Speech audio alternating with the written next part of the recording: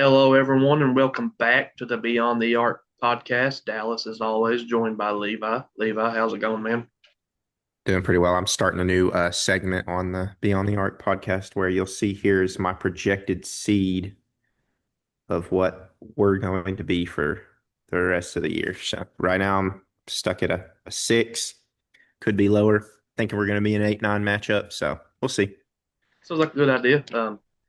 So before we really get kicked off here, Levi, I just want to ask, what's your favorite cryptid? We're not doing this. You see, Just because you sent me like 37 texts the other night talking about the Loch Ness monster and Sasquatch and Bigfoot and the Mothman from West Virginia. That one's actually pretty interesting, by the way. yeah, I'm in. I'm personally, I'm into the Mothman. There's some stuff on my screen.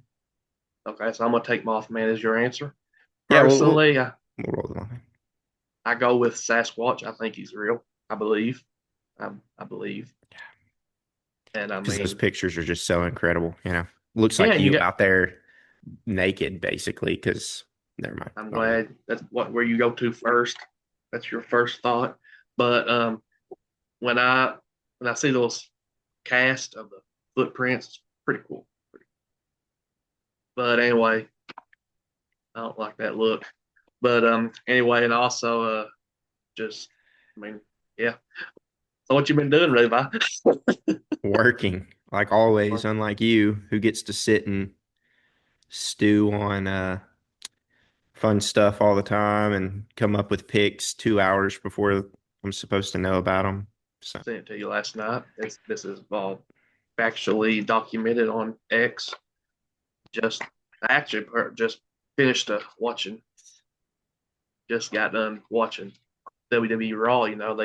They had a weekday. They're over in Berlin, Germany. Yeah.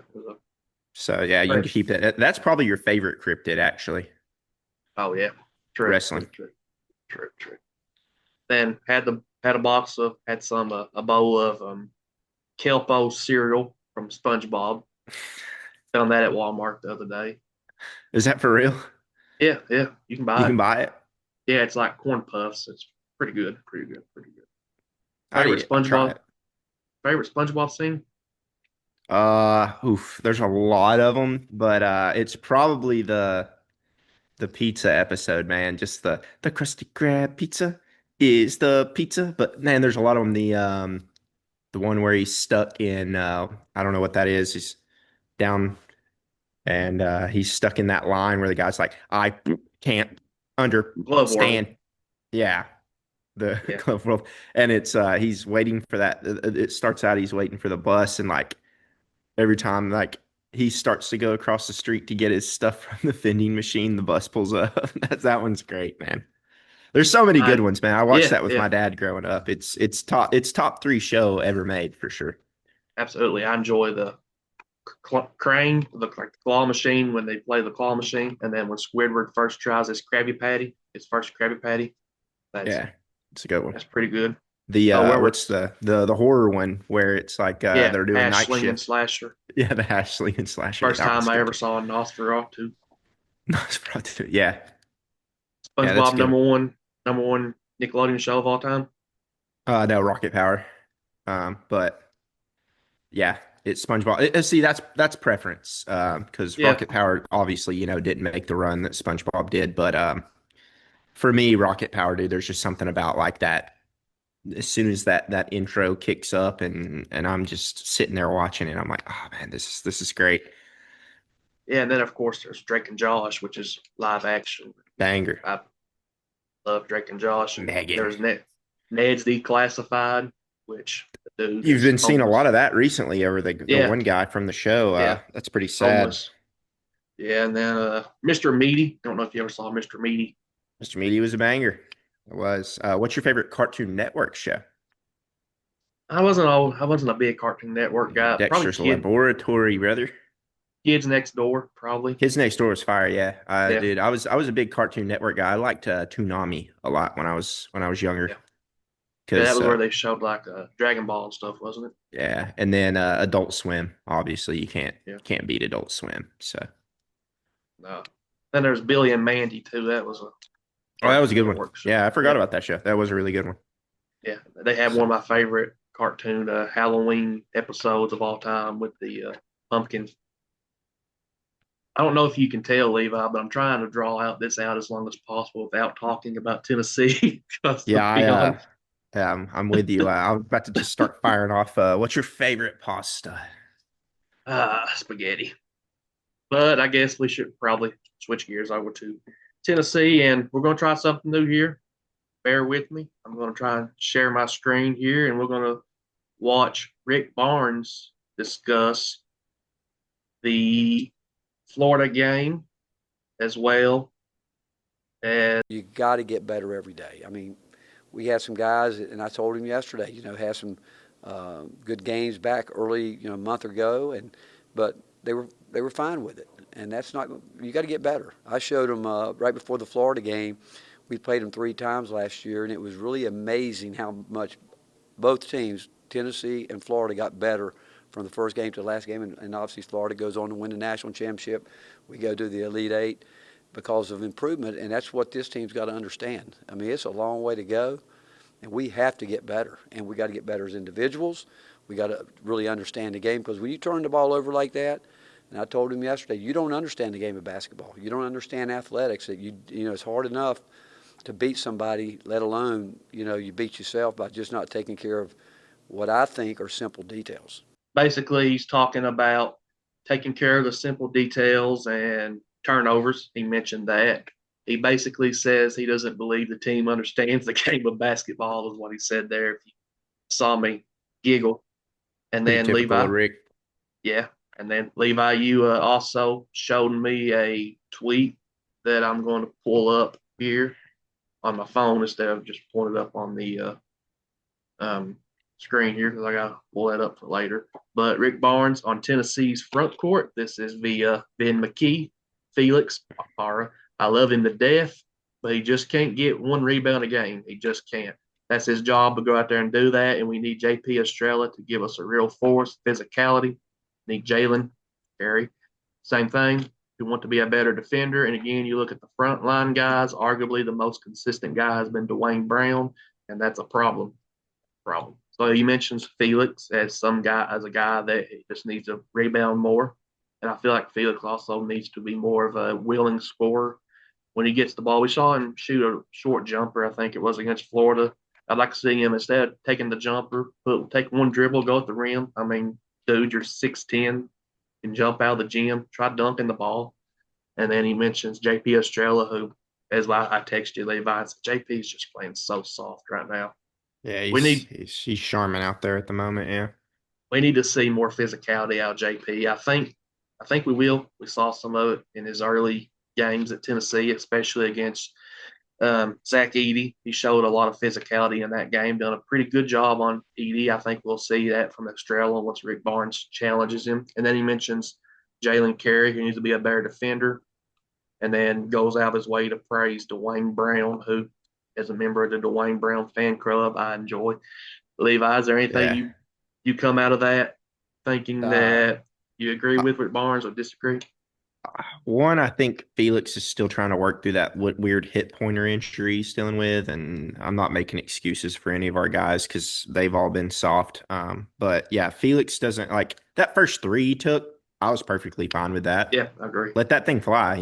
If you hit it, then the next one you take, you're probably putting a little stress on the defense. I'm not mad at Felix when it comes to those 3-point shots, but what does, as you stated, irritate me to death is watching him take like a 13-footer.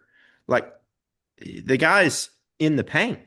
Just at the least, you're going to the free throw line. And I think Felix is he's shooting 70 something percent from the free throw line this year. So Pretty solid as a big. yeah, I think he's like 74, 75%. So yeah, just put it on the floor, one dribble. I mean, at his size, it makes a lot of sense from my seat on my couch or at the bar.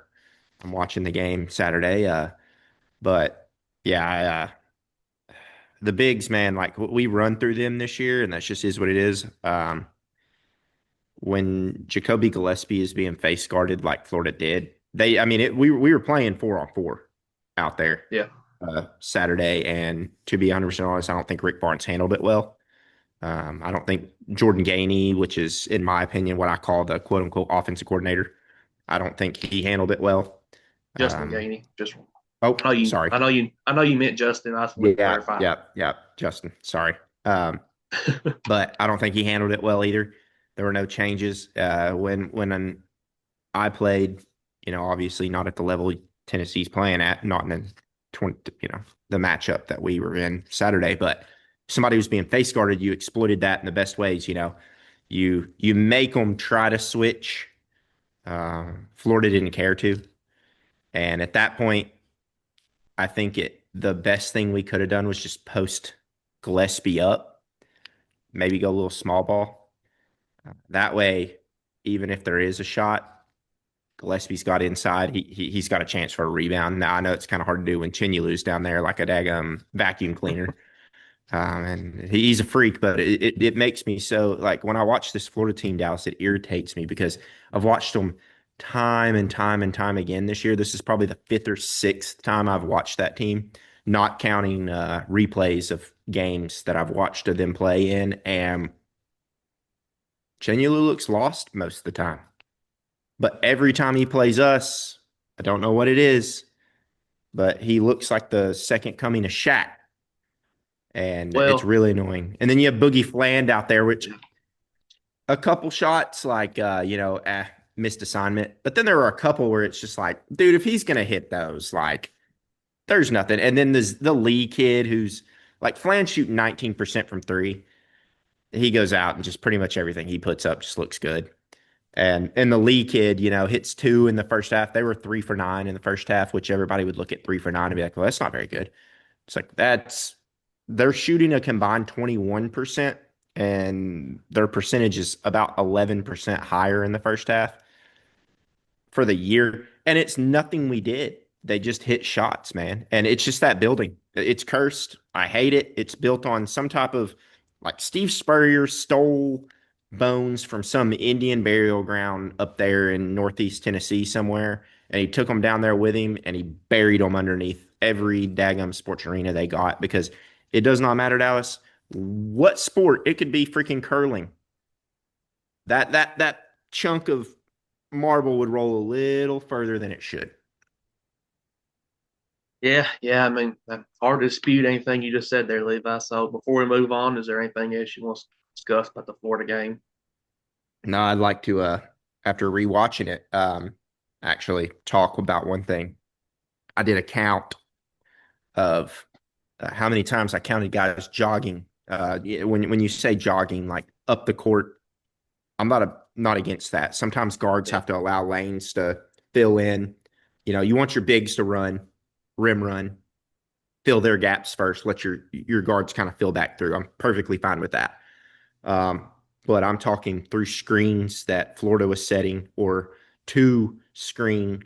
And as you know, Dallas, as a basketball guy like you are, when you go set a screen, it's as important as anything to get there quick and get there with a force. Jogging to set a screen is not going to set a screen. It's going to allow the defender to look. Communication can happen. If you're sprinting, there's a bunch of communication. Hey, through.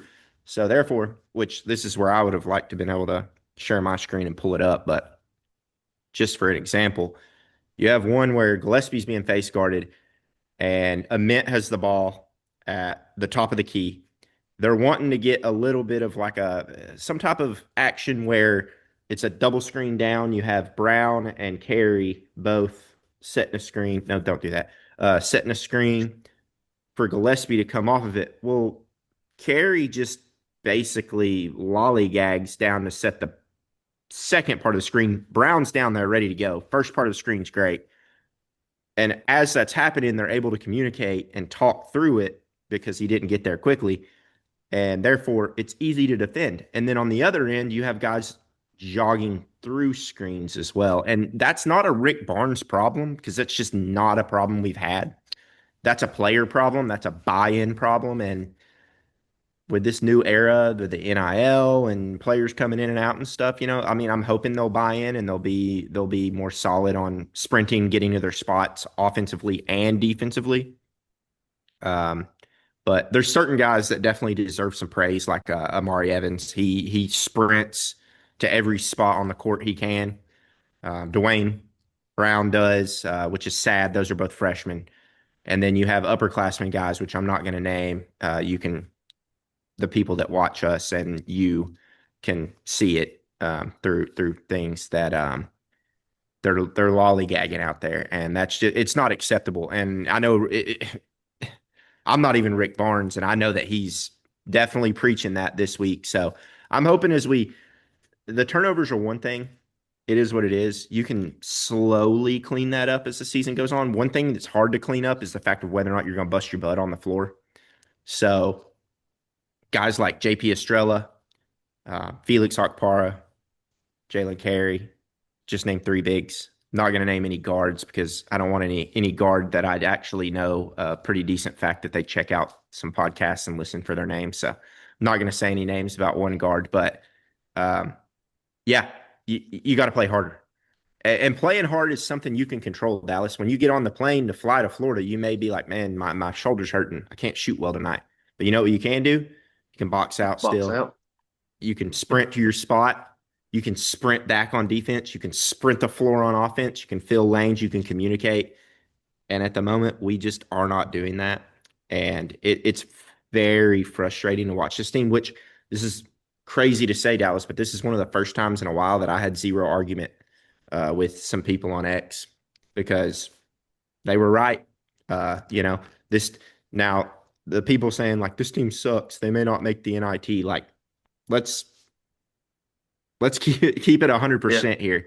This team's going to the NCAA tournament, and when the NCAA tournament starts, if this team has learned to possibly slow down on the turnovers and sprint to their spots, play more physical, then it's all up for grabs. But I think you stated 5-4 would be great in the first 9. I think it was 5-3. Yeah, something like that. We talked about the first 8. The first 8 was the tough schedule. So if you can drop one more, but we got some games coming up at home. And I was talking to I'm sorry I'm ranting, but I was talking to a guy at work today. He's big basketball guy like I was, played for UT walk on back in the early 90s. And he was saying he doesn't think that our fans understand how hard it is to fly to Arkansas on Saturday, play a 2:00 game, eat, get back home at 6:00, go to class Monday, and then boom, you're playing a 9 p.m. game against Texas on Tuesday, and then you're getting back to the apartment or dorm room at 1-2 in the morning after shower, post meal, and then you're practicing Wednesday probably after class. So you're tired. You had to get up. You still had to go to class because Rick Barnes is our coach. He's not going to let our guys just not go to class. He's probably got the phone number of every person on campus. If my guys aren't in class in the front row, call me. And then, you're turning around and you're practicing Wednesday, you're practicing Thursday, you're doing a light walkthrough probably on Friday, and then boom, you're back on a plane and you're flying to Florida for a noon tip off. Like, it's tough, man. Like, it doesn't matter who you play. We could have went and played, Hazard County High School on Tuesday at 9 p.m. and got back on that plane, and it would be rough. So, it does suck, but at the end of the day, like, yeah, the effort was pitiful, but at the end of the day, like, it's tough. It's tough to do that. It's tough to turn around and play 3 straight NCAA tournament teams, in my opinion. I think that obviously Arkansas is going and obviously Florida, but I still think Texas, especially after their win against Auburn. Yeah. I think Texas is I'm sorry, Bama. Auburn beat Arkansas. Yeah. But, it's hard to just go play 3 straight NCAA tournament teams and fly around and, random times. And it's going to be that way this year for us because we play 4 or 5 games at 9:00 at home. So, I mean, I know my rant went on. I'm keeping count up here for about 6 minutes there, but I'm not trying to make any excuses for this team because, as if Rick Barnes is your head coach, there's zero reason to make an excuse because Rick Barnes isn't gonna, and neither will his players. But that's tough on those guys, and we got a great week ahead of us. And I'm sure we're about to get into that once I shut up. But so, anyways, off the soapbox. Let's move on. All right, let's move on to Texas A&M. The first thing I want to say about Texas and Texas A&M, I mean, we've played Texas, we've played A&M. There's only two things that come from Texas: Aggies and Longhorns. And before we move on there, I just want to go ahead and share my screen once again here, and Levi, I'll tell you what all is. Picking nails for my girlfriend at the second. Levi, I'll tell you what all is said here in this clip. We have Bucky McMillan, who is the first-year Texas A&M head coach, talking about facing Tennessee. If I can get this to go full screen, rewind it a bit here. And once again, hopefully this is audio comes through on the video side and I don't have to cut all this out. Tennessee, just what do you know about them and just kind of the team y'all might see? I know it's fresh after this game, but Yeah, they're good, real physical. They're good at home, different kind of game, really good defensive team, really solid. Be a little bit different than this, maybe not as much three-point shooting, more of a power game, football terms, kind of the power on, kind of run you over. So, it's just the league. I mean, every night something different. We got to find different ways to win. All right, Levi, I'm pretty sure you saw that video actually on X earlier because You made sent it to me. Oh, did I? Okay. Yeah, you texted it to me and said, let's see I don't remember exactly what you said, but you were like, hey, check this Yeah. out or whatever. And I was Yeah. like, oof, it's pretty rough. Yeah, It's got to be stopped. Yeah. Bucky is basically once again saying that Tennessee is out there running people over. Says you're playing football out there. And I mean, look, we know what type of offense Bucky runs. We'll talk about it. He's at Michigan now, but we know what type of offense Bucky runs, and we know what type of style play Bucky runs. We'll talk about that here in a moment. But Ruben Dominguez, I'm not sure. I think I may have butchered that last name. Is the head of it all, if you ask me. He's shooting 47.1% from three on 3.6 makes per game. Aggie opponents have averaged 77.9 points per game, so teams are showing a little bit of success against that Aggie defense. And as I mentioned earlier, the Bucky ball, as they call it, he coached at Sanford. They will run and gun, spread you out, shoot threes, attack the rim. Where it's different from, you think, okay, that's Nate Oates. No, not really, because what's different from Nate Oates is in Bucky ball, as they call it again, you read and react to the defense, as I'm sure you know, Levi. And then in Oates, you're kind of setting up plays to draw up the shot you want. Like in a Nate Oates offense, they will scheme out the shot they want. If it's a top of the corner, top of the key three, they're going to scheme out that. And no matter what, you shoot that three. It doesn't matter if the defense closes out well or not, they're going to shoot it. And Bucky, he's not going to do that. They're going to read, like I said, read and react to the defense and take a smart shot, but they're still not going to take a mid range. Levi, what do you have to say about the upcoming Tuesday night tip against Texas A&M and Bucky McMillan? yeah, I think they're going to walk into a buzzsaw, to be honest. But all it took was one Florida Atlantic coach back in a Sweet 16 saying, oh, they play football. And then ever since then, the refs have been like, oh my gosh, they do play football. We're going to call everything on them. Anything physicality, like the call, not to go back to the Florida game, but the call where Kerry actually does bust his butt to get down the floor and then starts to set a little bit of a like, hey, this is my territory type move. And I think it was Huff. I don't know how you say his last name. Those guys irritate me. I don't care to know how to say him. Just flops, just throws his head back and, acts like he was just bulldozed through. Like, all it took was just one coach saying, like, well, Tennessee plays football. And ever since then, it seems like we're reffed unfairly. And like I think you text me, I believe it was you Saturday that said, I know the foul calls in the first half were even in a way, both were in double bonus. So at that point, who cares? But you were like, it just feels like the calls are shifted a little bit here. And it's like, our guys can't do anything because the moment the other team just kind of even like sells anything to the refs are like, oh, football, here it is. Yep. Foul. So He's setting himself up pretty well, but Thompson Bowling doesn't play that game very well. And I'm pretty sure Doug Shows will, if it's him out there Tuesday, will get a bottle thrown at his head from section. Not going to say where I sit, but if he continues to make the bad calls that he has inside TBA, I he's setting himself up nice. That's all I'll say. And every coach that said that type of stuff has gotten the calls. So we'll see how it goes this time around. Yeah, and I mean, I'm sure even Rick Barnes would say, yeah, we've had some teams in the past that maybe push that line, straddle that line, but Rick Barnes teaches his guys how to straddle that line without crossing that line. And I'm pretty sure he would say, this year's team isn't necessarily the most physical team he's had at Tennessee in the last few recent years. And if I don't want to say this team is soft because I feel like they do play somewhat physical defense, but it's not nearly as physical as they have been in the past. And so before we move on to Kentucky, Levi, is there anything else you want to add about Texas A&M? No, I think it'll be a great game. I expect us to get the win. Like I said, I expect them to run into a buzzsaw. As you've stated numerous times, you believe we don't lose at home this year.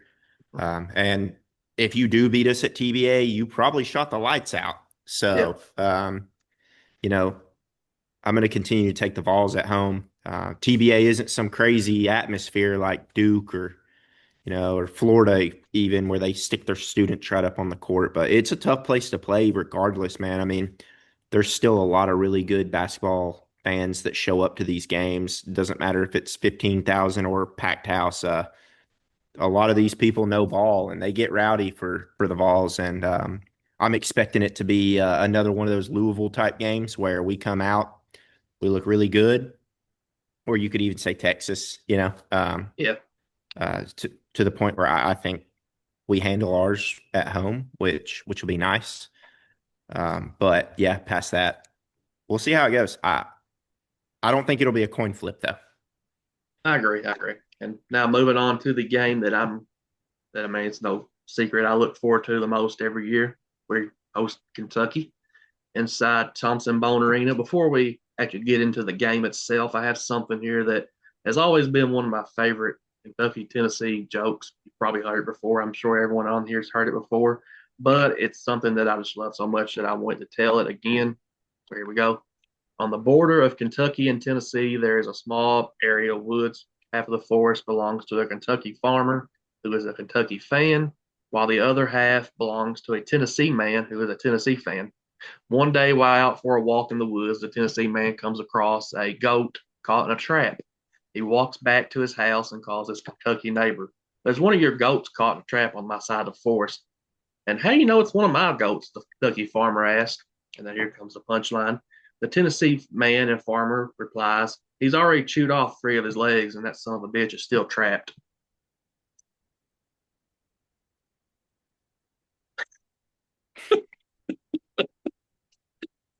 Lord, I thought this was going somewhere. No, it's just one of my favorite jokes. It's tacky, but it's made me laugh my whole entire life, and I had to tell it on here. I can't see what that is. Brick by brick from Will Stein, Kentucky head coach. Yeah. That's how they're gonna hopefully play in Thompson Bowling Saturday. Brick by brick. All right, so moving on to Kentucky. 58th offense. This is per KenPom to Tennessee's 28th ranked offense. I mean, not KenPom, Haslametrics. Tennessee's 28th ranked offense. Some curious trends that Haslametrics points out here. Kentucky performs worse against teams who convert inside the paint. Tennessee is top 20 in converting points in the paint. Kentucky also performs worse against teams that protect the rim.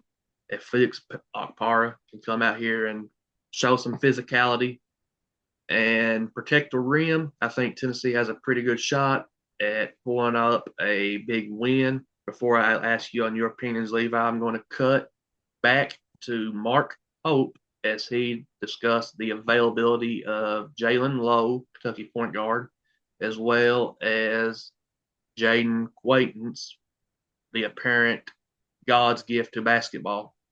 He was going to fix their 3-point shot. Yeah, so he was in some pain yesterday. And so we're kind of doing consults, and I was hoping that he was going to wake up yesterday morning and just feel perfect, but he didn't. So we'll kind of move forward that. I think we have a meeting today at 4 and maybe see what kind of game plan we can put together.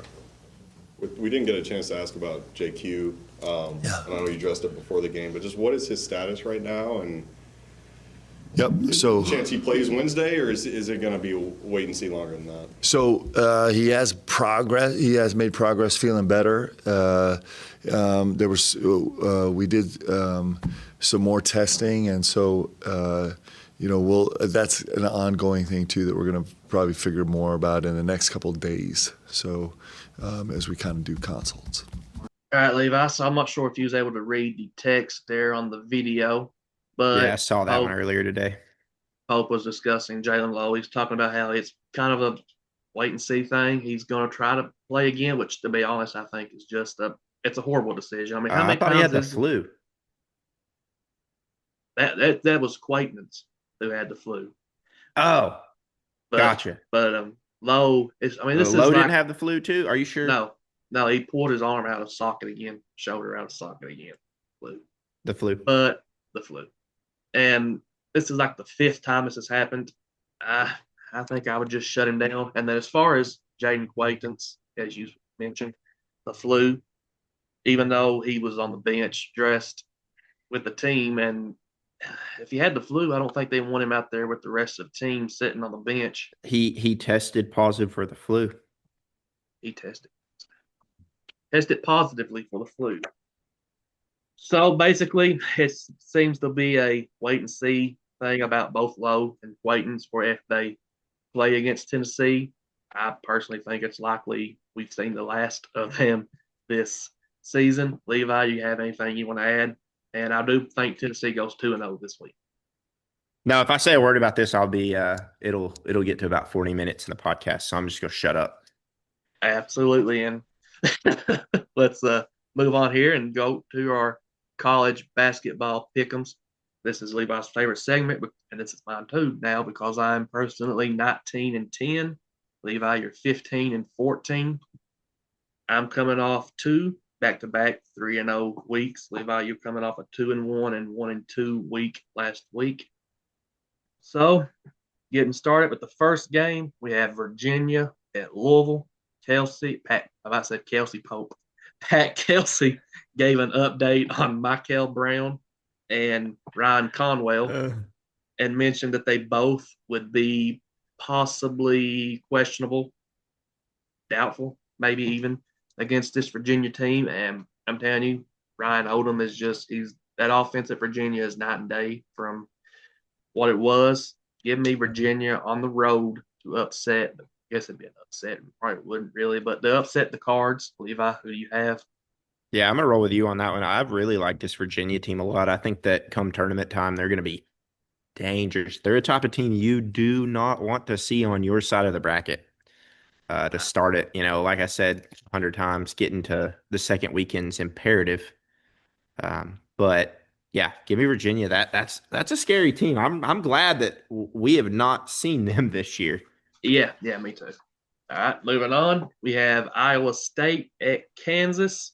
If Darren Peterson plays or not, it's a coin flip at this point. If Peterson plays in a Kansas game, I, regardless, think Iowa State walks into the field house and pulls off the win. Levi, who do you have? I'm gonna take Kansas. At home, it's a different animal. To walk into the Fog bucket list type basketball arena that maybe only if I do end up going, the only other person I think that I'd probably take that would understand it with me would probably be you. Yeah, I'm gonna take Kansas in that one, and for what reason? None, other than the fact that it's at home. It's a solid reason, I do believe. It's a better reason than I had last week when me saying Bama would beat Vanderbilt by 15, and then Bama proceeded to shoot 7 for 28 from 3. Like, good Lord. And then moving on to the final game, we had BYU at Levi's Texas Tech Red Raiders. This is the game that I feel like BYU. I'm not even answering BYU. BYU. Okay. This is a game that I feel like could be a fun one. I'm definitely going to be watching this one if I can. I want to go BYU with you, Levi. I'm a big fan of AJ DeBanza, potentially the future of Oklahoma City if the draft goes well. The odds and the Clippers can quit winning games.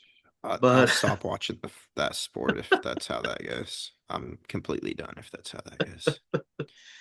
but anyway, before I draw it out anymore, I'm going to take Texas Tech at home to beat the Cougars of BYU.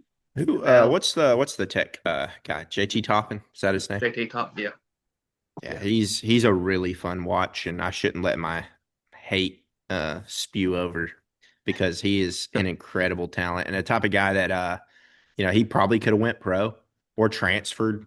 Of course, Texas Tech just buys teams. I'm calling it now. Texas Tech will win a national title in football or basketball in the next 5 years because they got all that oil money and energy money, and they're eventually going to buy the right team.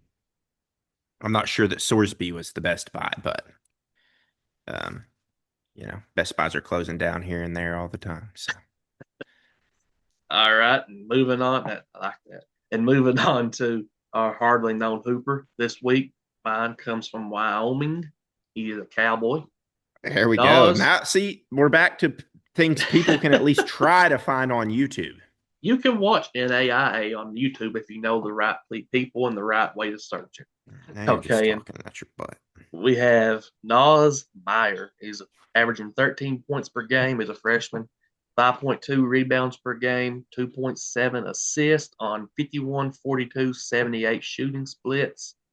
He gets into the paint very, very well and uses his 6'7" Levi. If you want to do it, you can go ahead and do it. Frame to score around the rim. He's just a very fun player. I mean, he has a lot of assists that he just throws the ball over his head, and it's like, where in the hell is that ball going to? And it winds up in the guy that he was meaning for it to wind up to's hands. If I had to compare him to someone, I would say he's a better shooter version of Josh Giddey, but except Yeah, I for I was do, I was actually thinking the same thing. That's actually a great comparison. yeah. The only thing I would say that's different is that I believe he prefers his shots to come 18 and over. Well as Giddy may like his shots to be a little under 18 feet at times. I don't know what you're talking about or what you think I mean. 18 feet at times, Alleged but alleged feet. alleged feet, yeah. And What just so happened? Why anyway, did I like? Why am I? I'm all the way down here. All this. Hello. and What? anyway, Levi, as you are a low riding on me, who is your hardly known Hooper of the I don't know week? what's happening. I got Nick Martinelli, the most I, underrated player in college basketball right now. And he is truly the definition of why we started this, Dallas. Hardly mhm. known Hoopers. He is leading the country in scoring 24.1 points per game. First in the country. It's crazy to say um, that white boy winter may be for real right now. Because this dude's a stud, 24 and 7. Not much of a passer, I'll say that. His game's very much give me the ball and let me work. But he kind of reminds me of Grant Williams a little bit, if that Hmm. makes sense. Like Yeah, I see it. he's not as brute force as Grant, but he's a smaller big that just understands and is smarter than you, has great footwork, and he's gonna give you a bucket most of the time when he gets it down low. It stinks that he's on a terrible Northwestern team. Um, but I will say it's easy to watch him because Big Ten is always on Fox. So if you have time, go watch Nick Martinelli, number 2 for uh, Northwestern. He's fun, man. He's just fun. He's a fun player to watch. And it brings me joy to watch guys like him because you can just tell he's having fun, Yeah. you know? And I love to watch a guy that like just seems to just be out there enjoying the game because it doesn't seem like there's a whole lot of those anymore. I think that's why Dalton was so loved by our fans is it just seemed like Dalton was out there having fun. And this year, I don't see anybody on our team that's just having fun. So it's Yeah, I at mean, the end of the day, man, the reason we picked up the basketball and went and shot was because it was fun. So I think people are starting to lose sight of the fun in the game. And guys like Nick Martinelli and even the guy from Wyoming, he always seems like he's having a blast while he's playing basketball. And we need more of that in the sport, man. Like everybody's so caught up in like free throws and foul calls and money and all this. Like we need more guys out there that when you look at them, you're like, yeah, I like this guy because it looks like he's enjoying the fact that he gets to go out there and play. yeah, I mean, this is We need more of that.